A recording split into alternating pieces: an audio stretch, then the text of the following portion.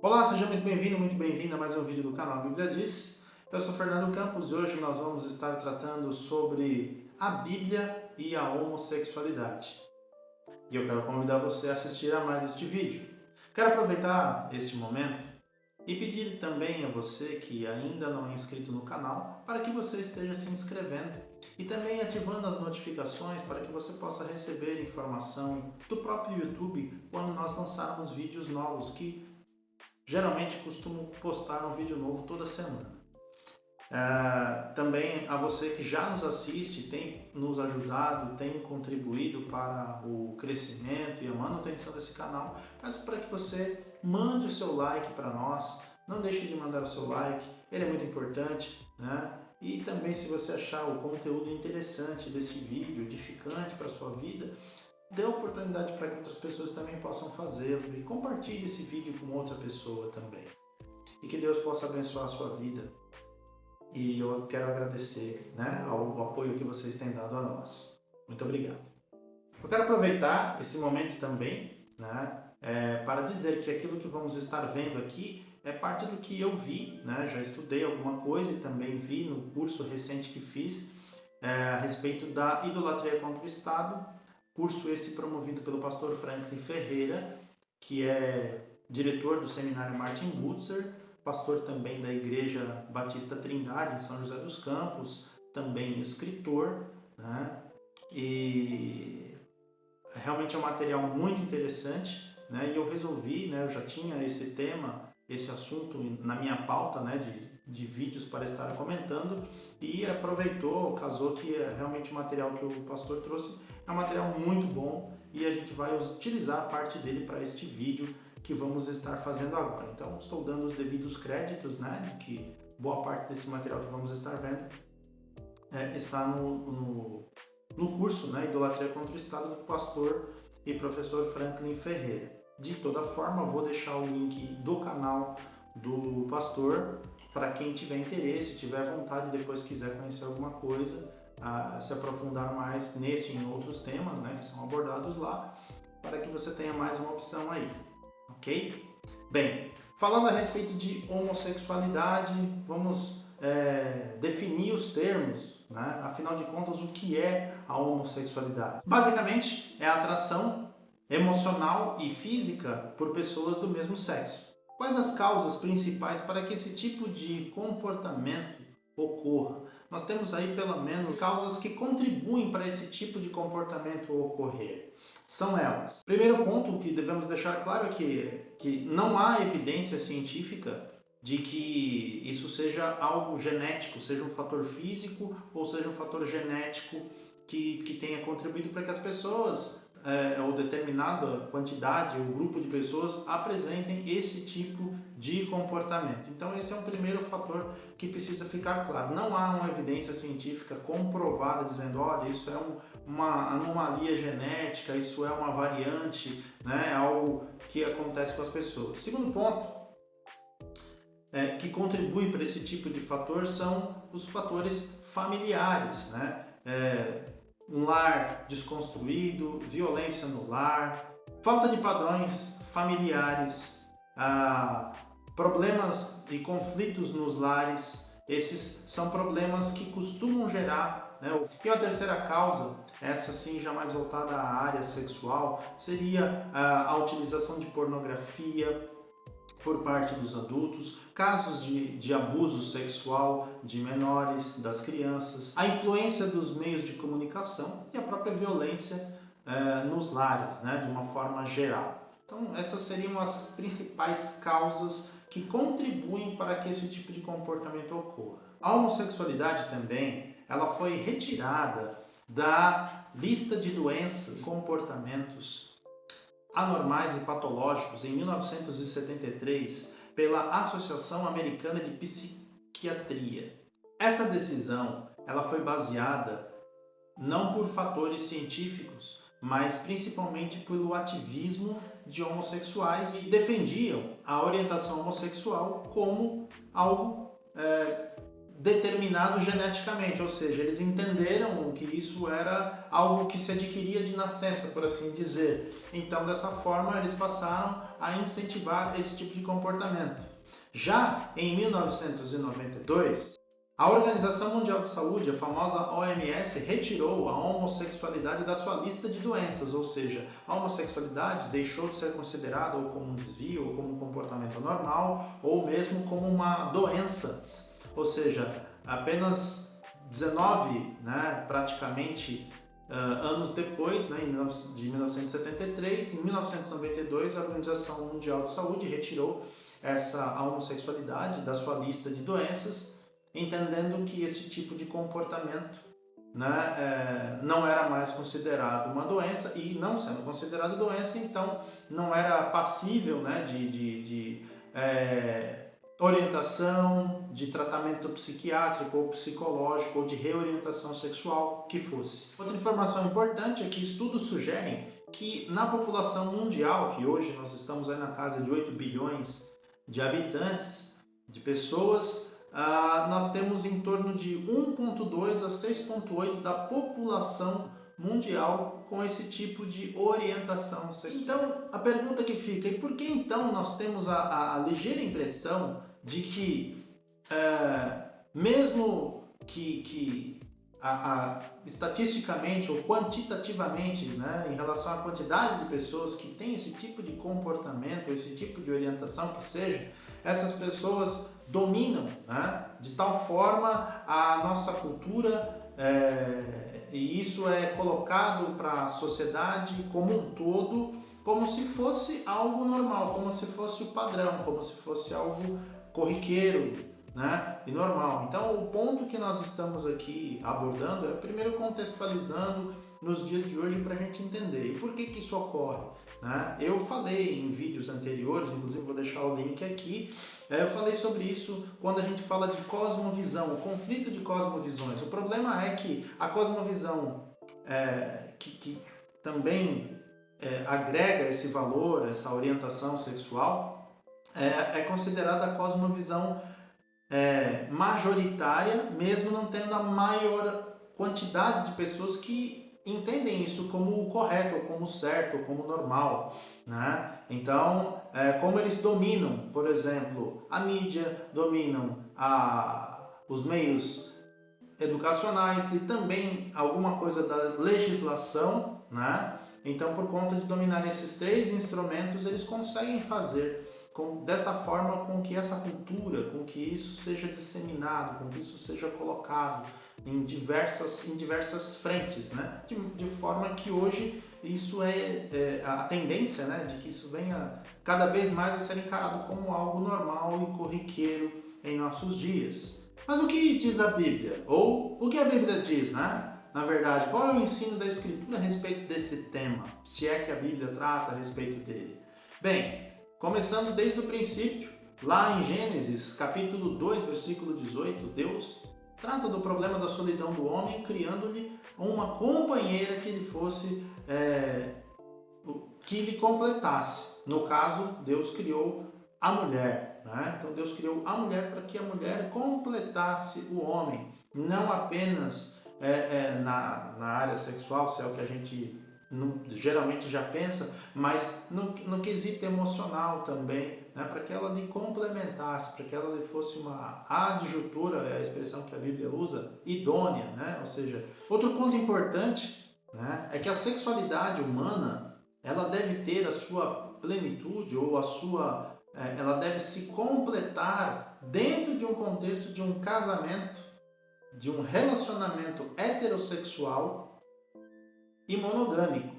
Em outras palavras, um relacionamento homem e mulher e um para um homem para uma mulher. Isso é um ponto que a gente já até mesmo comentou isso em um outro vídeo, quando nós falamos a respeito da questão de se sexo era pecado ou não. Nós abordamos essa questão e agora acabamos falando novamente sobre este tema, mas isso é necessário que seja reforçado este ponto. Então, é somente dentro do casamento que o sexo ele é uma bênção para o ser humano. Então, fora dele, de um casamento homem, mulher, um para um, só problema. Qualquer outra prática sexual fora do contexto, então, do casamento, nesses moldes que eu falei anteriormente, é pecado. Em outras palavras, o relacionamento homossexual, a poligamia, a prostituição, o sexo antes do casamento, né? O sexo casual, né? E o adultério, né? A pessoa estando casada e fazendo a prostituição, por aí vai, né? A lista é longa. Então, o ponto é exatamente esse, né? Essa questão, tratando aí, tocando na ferida. É pecado. Portanto, né, como nós estamos falando especificamente do pecado da homossexualidade, então vamos colocar alguns exemplos bíblicos. Nós temos aí, por exemplo, a história de Sodoma, em Gênesis capítulo 19, versículos 1 a 3. Eu estou usando aqui hoje a Bíblia de Estudo Reformado, né, essa Bíblia top, né, muito boa a Bíblia. Gênesis capítulo 19, dos versos 1 a 13, vai contar acerca do episódio de Sodoma e Gomorra. Nesse episódio de Sodoma e Gomorra, Ló era sobrinho de Abraão, estava naquela cidade e os anjos do Senhor foram lá para tirá-lo, pois a cidade haveria de ser destruída. Né? E uma das principais razões, se não a principal, né, é que os homens de lá tinham essa prática. Né? Tanto é que os anjos que foram recebidos na casa de Ló, os homens queriam que eles fossem lá para fora para que eles fossem abusados, né? O termo utilizado em traduções anteriores é conhecer, e conhecer no contexto hebraico significa conhecer intimamente, sexualmente. Então eles não queriam conhecer de falar, quem é você, de onde você veio, saber o RG, essa coisa toda, não. Eles queriam manter relações sexuais com aqueles anjos que ora estavam lá na casa de Ló. Então esse é o contexto, né? A minha tradução aqui: antes que se deitassem, os homens daquela cidade cercaram a casa, os homens de Sodoma, tanto os moços como os velhos, sim, todo o povo de todos os lados. Verso 5: e chamaram por Ló e lhe disseram: onde estão os homens que à noitinha entraram em tua casa? Traze-os para fora para que abusemos deles. Então, abusemos deles. Outra questão interessante, outro ponto, né? Deus, ele claramente condena esse tipo de prática. Nós temos algumas passagens aqui do Velho Testamento. Por exemplo, temos Levítico capítulo 18, verso 22, onde diz: com homem não te deitarás como se fosse mulher, é abominação. Temos também 20, do mesmo livro, no versículo 13, que diz o seguinte: se também um homem se deitar com outro homem, como se fosse mulher, ambos praticam coisa abominável, serão mortos, o seu sangue cairá sobre eles. Né? Como aqui são vários, a lista de vários pecados de ordem sexual, da moralidade sexual, mas estamos tratando especificamente de homossexualidade, então estou só lendo apenas estes versículos. Então, nessas duas passagens você já vê isso. Também na questão de Deuteronômio 23, versos 17 e 18, diz o seguinte: das filhas de Israel não haverá quem se prostitua no serviço do templo, nem dos filhos de Israel haverá quem o faça. Não trará salário de prostituição, nem preço de sodomita à casa do Senhor teu Deus, por qualquer voto, porque uma e outra coisa são igualmente abomináveis ao Senhor teu Deus. Veja então, o Senhor está comparando a mulher que se prostituía, porventura viesse a se prostituir em rituais culticos, né? Prática que era comum em outras nações. E aqui ele está advertindo para que em Israel isso não fosse feito, né? E ele está dizendo que o homem que fizer a mesma coisa, ou seja, se prostituísse num ritual cultico, né? As duas coisas são abomináveis. Então você percebe que tanto religiosamente quanto no contexto normal, ambas as práticas ou ambas as situações são condenadas pelo Senhor em sua palavra.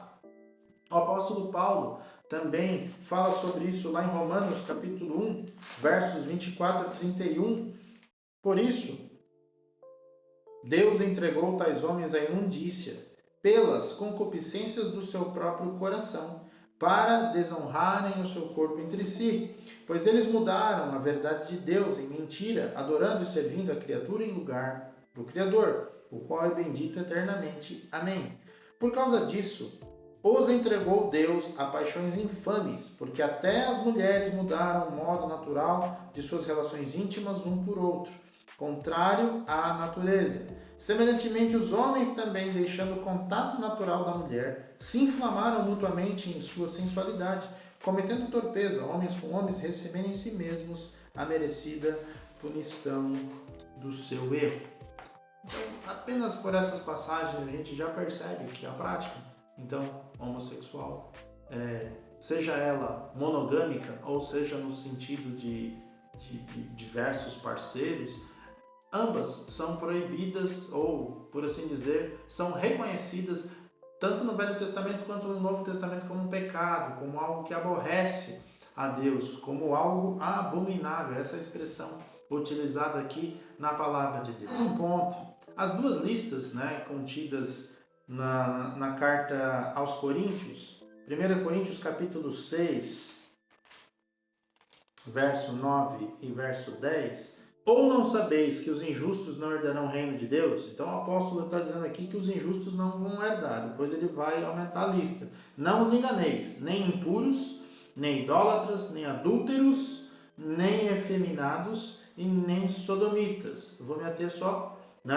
nem ladrões, nem avarentos, nem bêbados, nem maldizentes, nem roubadores herdarão o reino de Deus.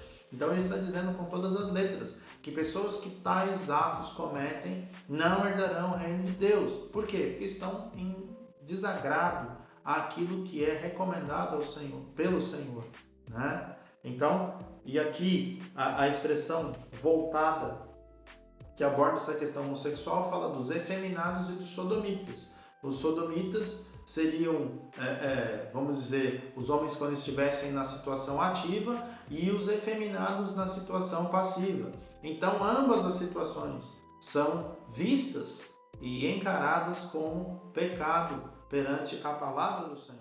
E nós, como cristãos, como devemos agir com relação aos homossexuais? Qual deve ser a nossa postura?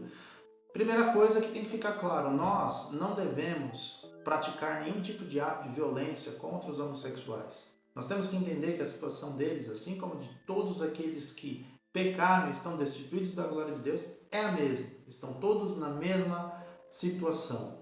Uma situação de desobediência, numa situação de desaprovação em relação a Deus. E nós devemos então procurar, à medida do possível, claro, orientar, devemos tratá-los com educação, devemos tratá-los com respeito, dentro das nossas possibilidades.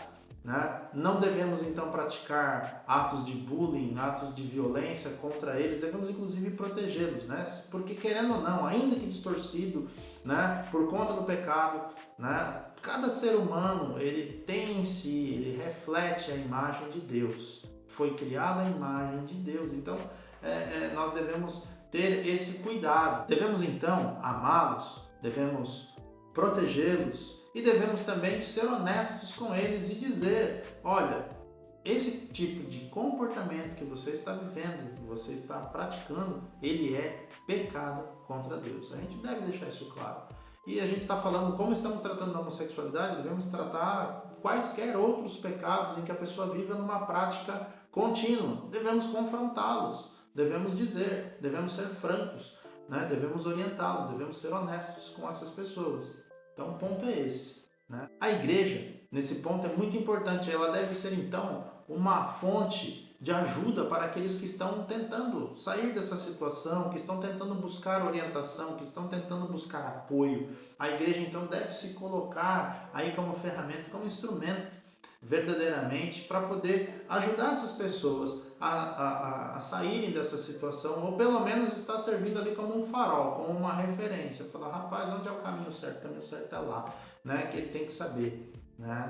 Devemos procurar seguir o exemplo de Jesus, como retratado em João capítulo 8, versos 1 a 11, onde Jesus, ao alcançar pecadores, eles orientava eles a que não pecassem mais. Nós devemos fazer da mesma forma, né? Conseguimos trazê-los para perto, conseguimos atraí-los para Cristo, então devemos dizer a eles: olha, gente, não peque mais, né?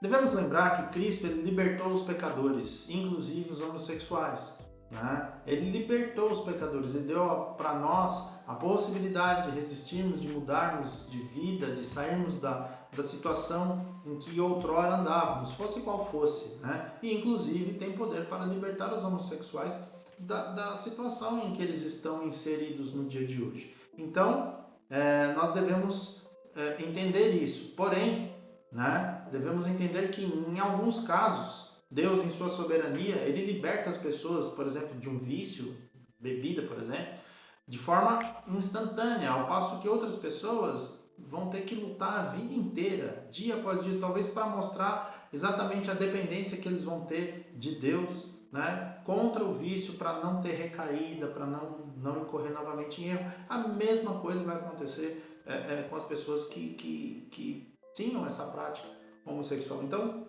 as duas situações podem ocorrer, né?